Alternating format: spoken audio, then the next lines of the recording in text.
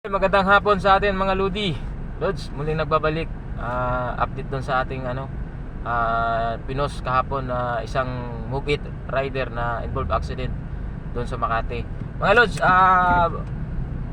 ang nangyari doon sa babae is okay na siya ngayon na hindi naman daw ganun kalala yung pinsala na natamo ng pasahero niya, no. So gas-gas lang at ayos na, pati yung driver ng Move It ay okay din, wala siyang sugat. So okay na sila.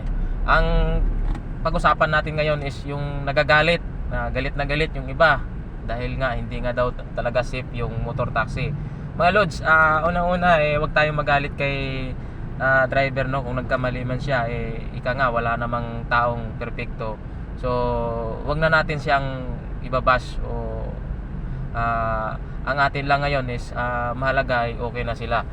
Ngayon mga Lods, yung nagsasabi na gusto nilang tanggalin na lang yung motor taxi sa karsada o sa lansangan ng Maynila dahil marami na nga daw involved accident dyan sa lansangan. So wag naman siguro ganon. Ang akin lang, opinion ko lang ay wag, hindi sila dapat tanggalin sa lansangan. Ngunit lalo pang higpitan yung platform ng Move It o lahat ng motor taxi company na higpitan yung security platform nila para hanggang maiwasan o mabawasan yung mga aksidente. So gaya ng paglalagay ng GPS ng motor taxi at imomonitor yan ng company para malalaman nila kung mabilis ba ang takbo ng kanilang driver or dapat mag-implement sila ng speed limit na gaya ng 50 siguro, pinaka maximum nila 50 kph ang takbo, pinakamabilis 40 to 50 na lang siguro o 60 to 40 yung takbo ng motor taxi para safe talaga. At kung hangga't maaari yung mga pasahero nila bukod sa helmet, lalagyan pa nila ng gear, yung easy to use lang na madali lang isuot at madaling tanggalin para talaga na kung magkaroon man ng sumimplang o magkaroon man ng aksidente, malis yung injury ng bawat pasahero at driver.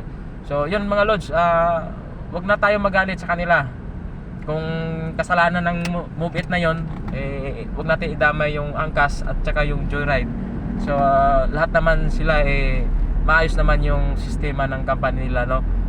Yung natin is siguro higpitan lang talaga yung security platform nila para mabawasan yung injury.